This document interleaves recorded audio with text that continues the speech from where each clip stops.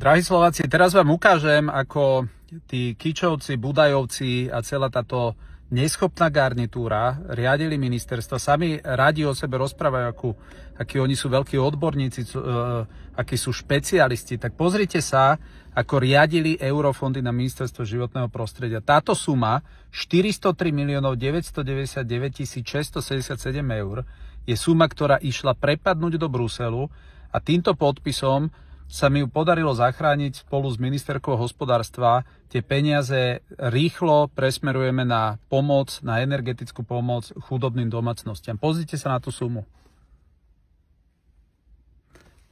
Toto sú ľudia, ktorí tu riadili ministerstvo životného prostredia.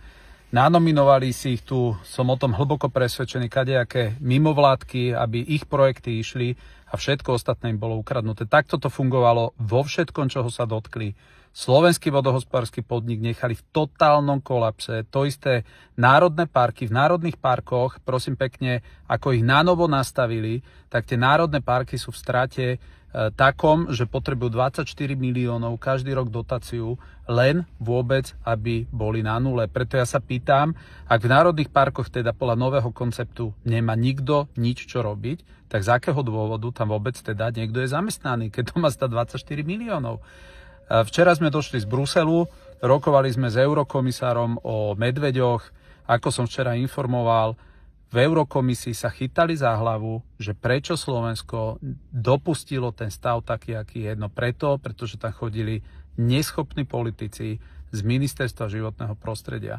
Slovensko má absolútne zelenú a môže regulovať všetky jedince, ktoré sa približujú k mestám, k obciám, ktoré sa približujú do intravilánov.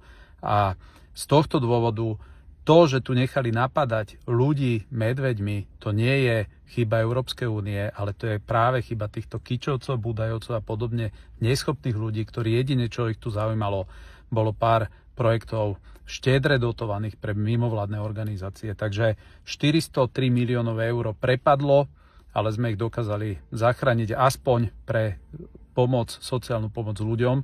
Ale predstavte si, koľko projektov za tieto peniaze mohlo byť urobených. A toto je najlepšia ukážka toho, čo o sebe títo ľudia rozprávajú, akí sú odborníci a aká je realita. Pekný deň.